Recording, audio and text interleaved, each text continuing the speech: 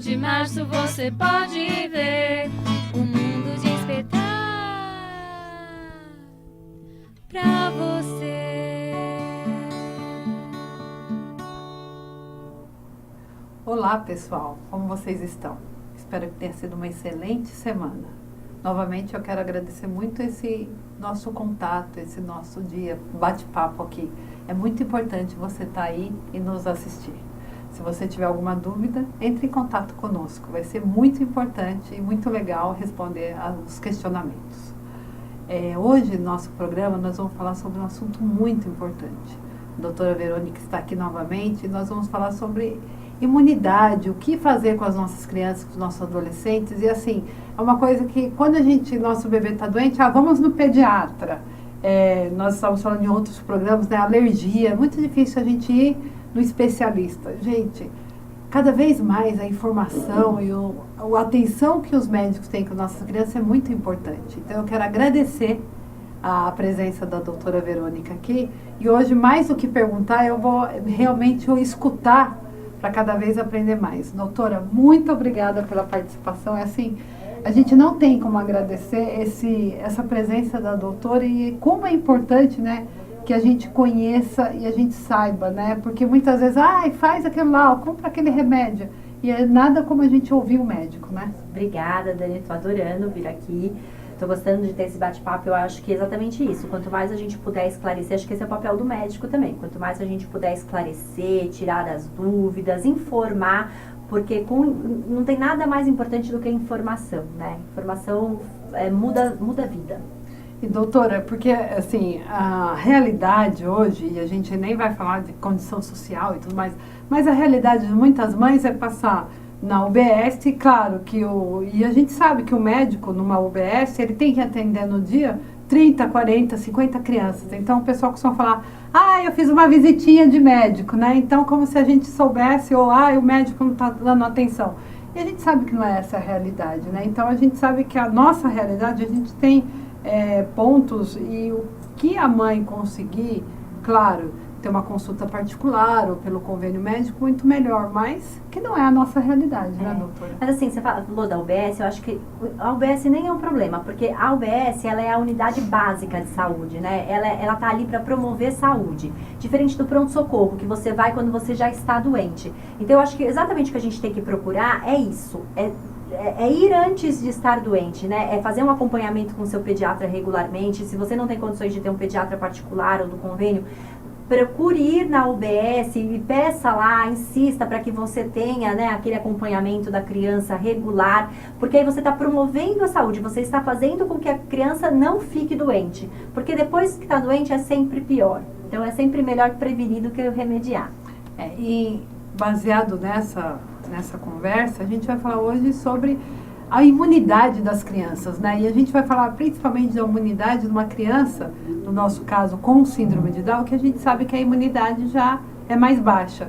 Mas antes de eu perguntar qualquer coisa, doutora, conta pra gente um pouquinho como que é essa parte na medicina, o que as mães fazem, como fazer isso, como que os médicos agem. Então assim, quando a gente fala de imunidade nada mais é do que as nossas defesas, né? São os soldados que estão ali para combater as infecções, para combater as doenças mesmo contra nós. Então, eu acho que a gente tem que diferenciar já de princípio o que é baixa imunidade e o que são as imunodeficiências, tá? Imunodeficiências são doenças, são uma série de doenças que colocam até a vida em risco. Quando a gente fala de baixa imunidade, a gente tem crianças com síndrome de Down, elas costumam ter baixa imunidade, mas até outras crianças também podem apresentar. Por quê? A baixa imunidade é quando você começa a ter aquele resfriado, sempre tô resfriada, tô tendo sempre uma diarreia, tô sempre ficando doente. Essas infecções, elas normalmente são infecções leves, tá? Elas se curam espontaneamente, são infecções virais, você não precisa ficar usando antibiótico, mas você tá sempre doente. Ou até mesmo elas evoluem para uma sinusite, para algum outro quadro, mas nada muito grave, não precisam de internações, mas você tá sempre doente. O que incomoda não é a infecção em si, mas eu acho que é a frequência delas. Essa baixa imunidade, ela normalmente é causada por deficiência de vitaminas e de outros micronutrientes. Então, a deficiência de ferro, de zinco, de vitamina A, de vitamina D, da vitamina C, ela leva a essa baixa imunidade. Então, quando eu tenho essa deficiência desses componentes, o meu sistema imunológico ele não vai agir, ele não vai funcionar corretamente. Então, os meus soldados, né, eles não vão estar bem alimentados. Então, eles não vão conseguir combater com boa eficiência essas infecções, né, essas gripes, esses vírus que a gente tem contato todo dia. Porque todo dia a gente tem contato com vírus, tá? Então, quando um sistema imunológico bem estruturado, ele combate, você nem percebe que você teve esse contato. Então, quando eu estou com a imunidade baixa, acaba acontecendo isso. A grande maioria das causas de baixa imunidade é o problema de ingesta alimentar. Então, a gente tem um problema na síndrome de Down e em outras síndromes, que é a dificuldade alimentar. Não só as crianças em gerais, elas passam por uma fase de recusa, né? Elas não querem se alimentar, mas assim, o Down, ele tem algum problema de deglutição, que leva a essa ingesta diminuída. Então, quando eu ingiro menos, né, eu vou ingerir menos alimentos, alimentos adequados, porque não adianta eu dar lá salgadinho, bolacha recheada, que aí não vai ter nada de importante. Então, assim, você acaba comendo menos, você tem essa menor quantidade de vitaminas. Então, muito mais quando a gente vai pensar em tratar a baixa imunidade, a gente não precisa suplementar. Na grande maioria das vezes, não é necessária a suplementação. A gente só vai suplementar com vitamina quando a quantidade é muito baixa. Na grande maioria das vezes, uma dieta adequada, tá? Uma dieta balanceada, já faz com que a nossa imunidade melhore. Então, doutora, é uma boa alimentação. Então, claro, um café da manhã. E a gente está tanto falando do café da manhã e, assim, as frutas.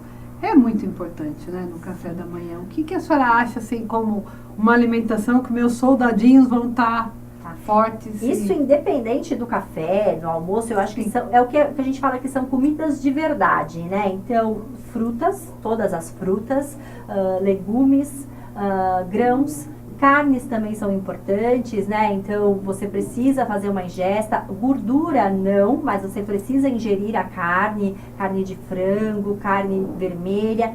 Peixe é muito importante, ômega 3, hoje em dia a gente só vê os benefícios que o ômega 3 traz para o nosso sistema imunológico. Então, é a alimentação variada e de alimentos de verdade. Hoje em dia eu vejo muito no mercado aquela bolacha que ela é rica em ferro, ou aquele leitinho com chocolate que tem vitaminas A, B, C, D. Não, gente, a gente tem fontes muito mais ricas de vitaminas e são naturais, são até mais baratas e na hora que essa vitamina vai entrar no nosso corpo, ela é mais facilmente absorvida. Doutora, a gente estava falando em outros programas de alergia e a senhora agora acabou uma das questões que até me ocorreram no dia e eu não fiz. Tem algum peixe, alguma coisa que a gente não dê para nossas crianças? Tem alguma coisa que você fala assim, ó, esse peixe, por exemplo, esse alimento, até essa idade a gente evita? Uma das coisas que sempre falaram, e eu sempre procurei seguir, falaram, por exemplo, mel. Mel você não dá para tua criança até 1 ano, até 2 anos. Como que é isso? Tem realmente algum alimento? Na verdade, o mel, sim. O mel é um alimento que a gente pede para ser dado para a criança só depois do 1 ano de idade, pelo risco de botulismo, tá? Ele tem ali a chance de causar essa doença.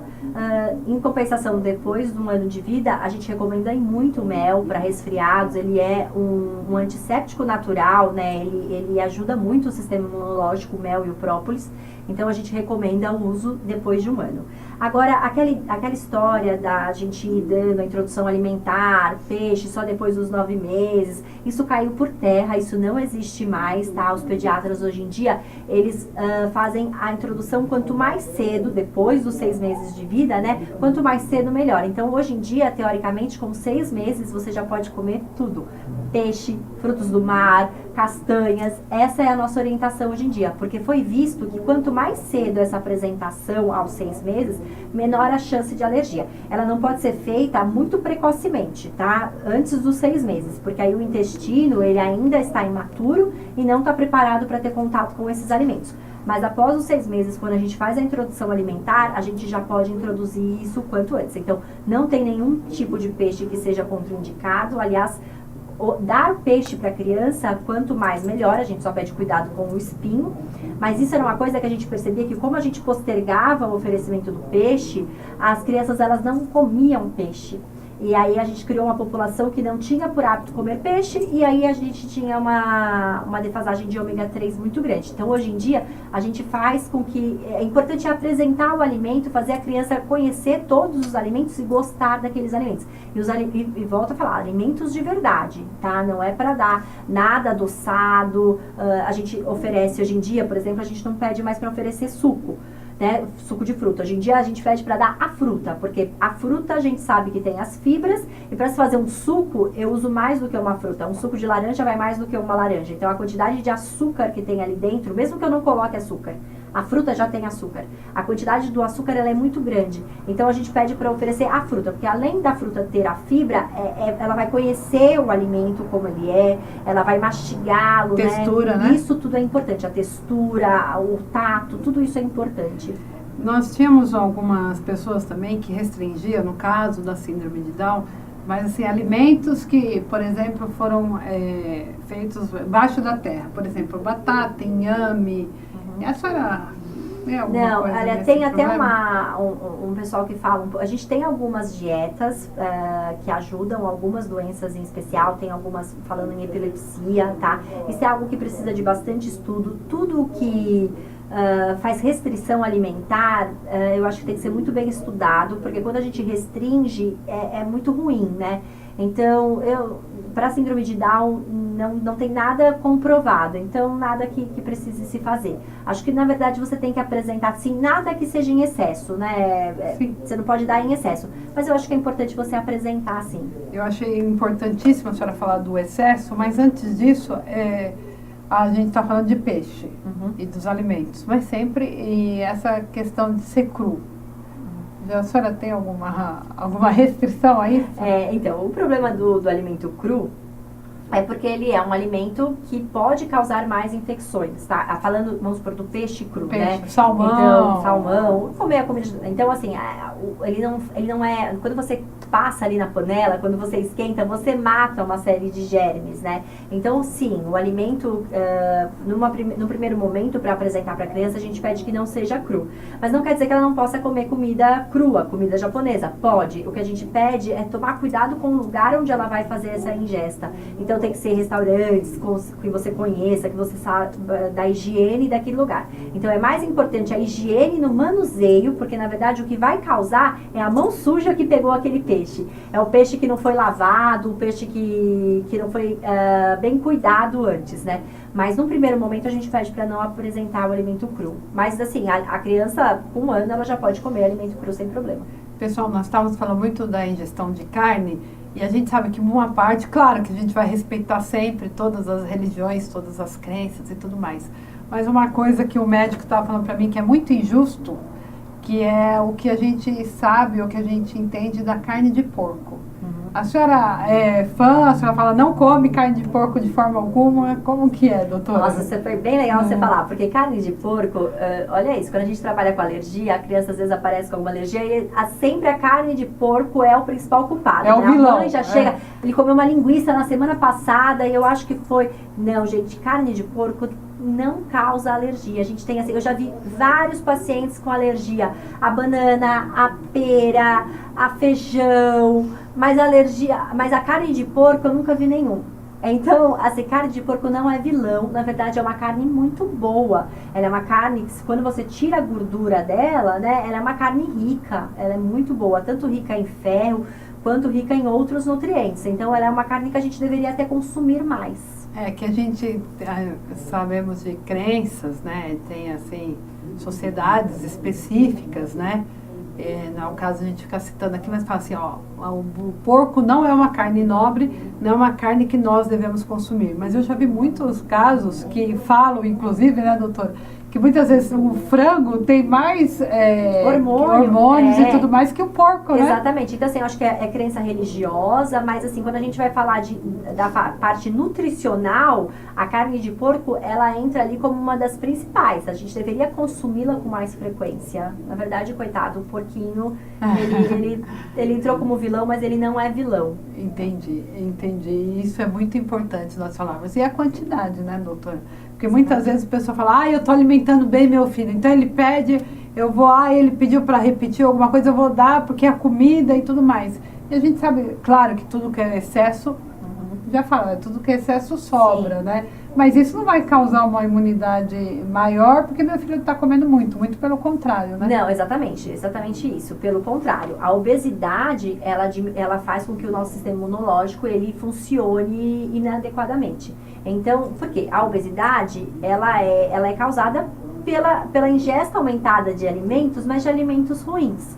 Dificilmente você vai ficar obeso porque você come muito brócolis, né? Não é por conta disso. Então, normalmente, esse excesso, ele vem acompanhado disso, de alimentos ruins.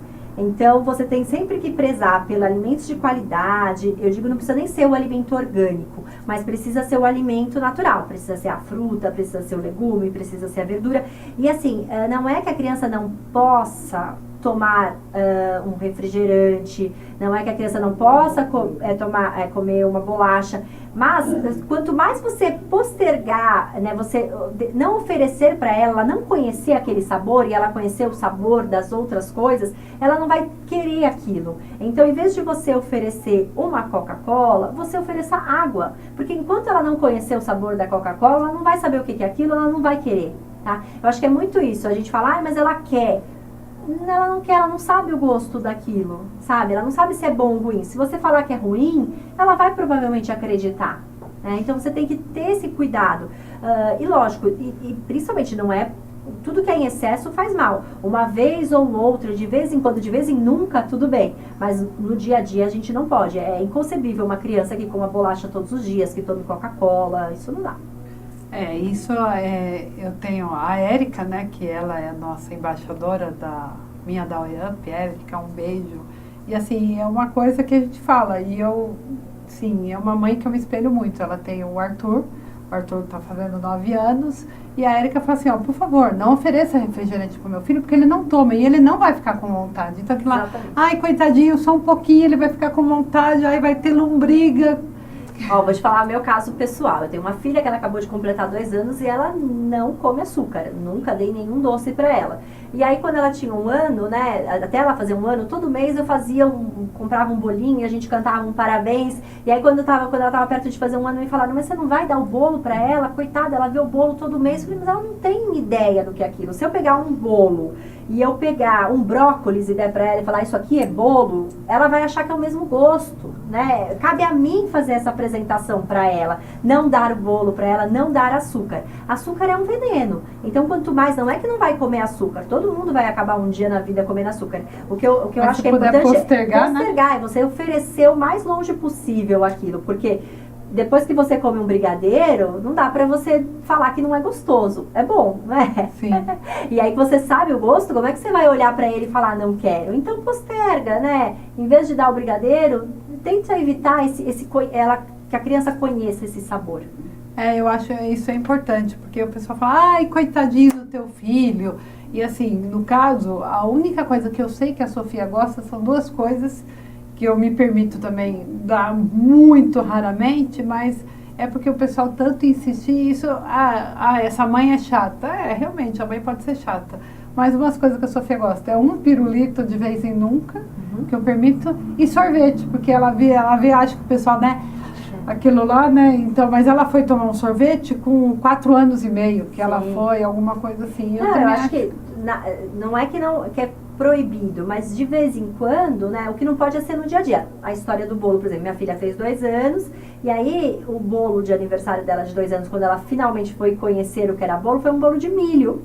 Então, assim, até dentro das opções, a gente tenta escolher a opção mais saudável. Eu não escolhi um bolo de chocolate recheado com chantilly. Eu escolhi ali do que eu poderia o bolo mais saudável. Então, acho que é isso que é importante. A gente tem que pensar que não é só naquele momento. Ai, que dó, a criança está passando vontade. Além dela não estar passando vontade, eu tenho que pensar que aquele chocolate, aquela Coca-Cola que eu estou dando para aquele bebê, aquilo vai fazer mal para ela lá na frente. Ela pode virar uma criança obesa, ela pode virar um adulto com pressão alta. Então é muito além daquele momento, sabe? É para a vida que a gente tem que pensar. O mal que a gente está fazendo, ele é muito grande. Doutora, e alimentos que a senhora recomenda que vai aumentar a imunidade? Tem alguma coisa assim que assim a gente fala assim, ó, esse alimento seria... Claro que a gente sabe que legumes, frutas é importante, mas tem algum assim que é uma cartinha assim? Não, vou te falar que não tem receita de bolo. Eu acho que o mais importante para aumentar a imunidade é o que eu falei, é uma dieta balanceada, tá? É comer de tudo, é você comer frutas, verduras, legumes, grãos e carne, e evitar industrializados, tá? Evitar tudo que for industrializado, deixar para último caso mesmo. A gente tem, vamos supor, a laranja, a acerola, que aumenta a vitamina C. A gente tem alguns alimentos que são mais ricos, né, em alguma vitamina ou outra. Tomar sol é importante por conta da vitamina D. Mas se você tiver uma vida regrada, uma vida balanceada, você consegue isso. Nós estávamos conversando com uma neurocientista, e uma das coisas que ela estava falando, e eu acho assim que é talvez até a imunidade ajuda muito.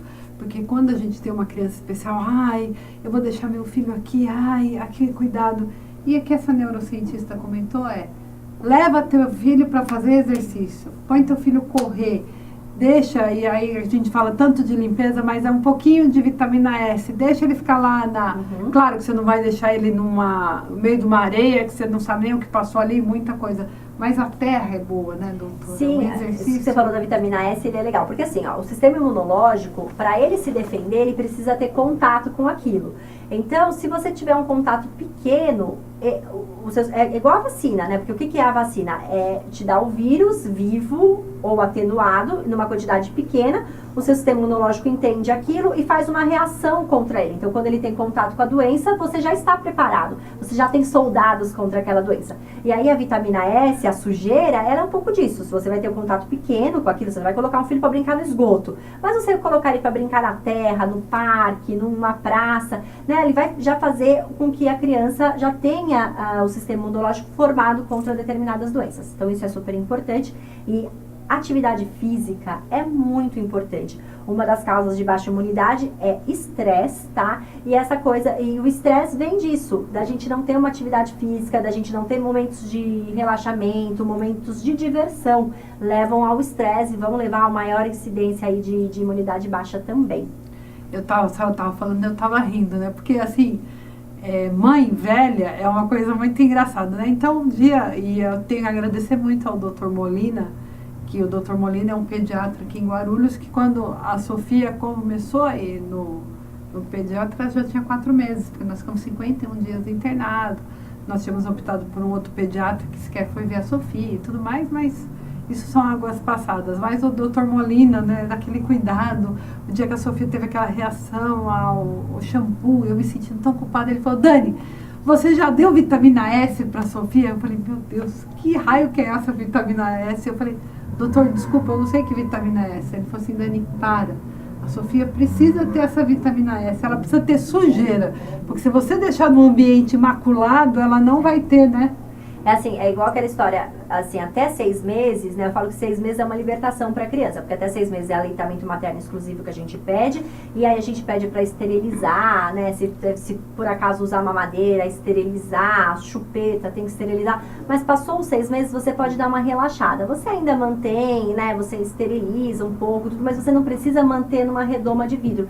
Precisa ter esse contato, é bom ter esse contato. Tá? É exatamente aquela coisa dos excessos, não é o excesso. Um pequeno contato só vai fazer bem, só vai fazer o seu sistema imunológico trabalhar e se proteger. Doutora, nós temos uma série de 3 programas, mas eu queria agora, nós estamos finalizando já o nosso programa e passa tão rápido, né? Mas eu queria, por favor, que a senhora deixasse seu contato e o que as mães, claro, se elas tiverem pergunta, mas deixe o seu contato, alguma coisa que alguém precisar de alguma alergista, com certeza irá procurá-la.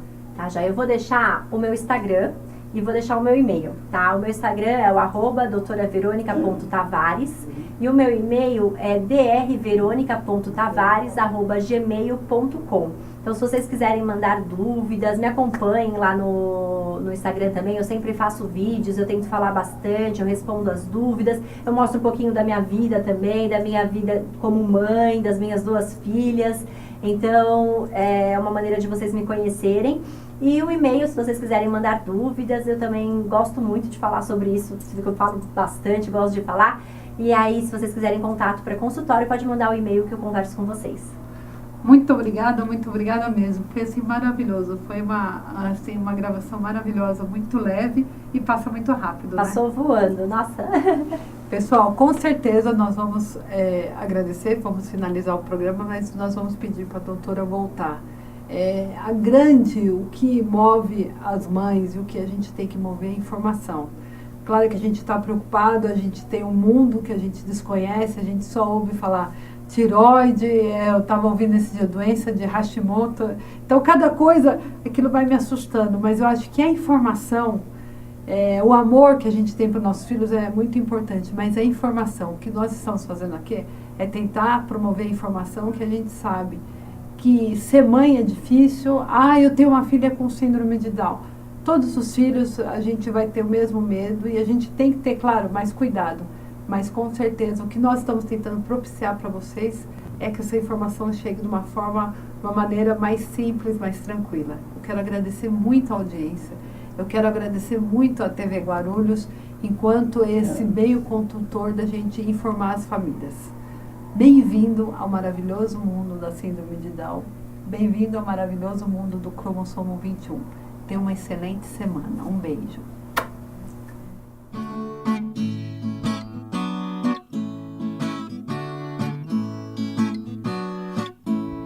Eu vim para encantar você, eu vim para despertar em ti algo diferente que você vê e que só existe em mim.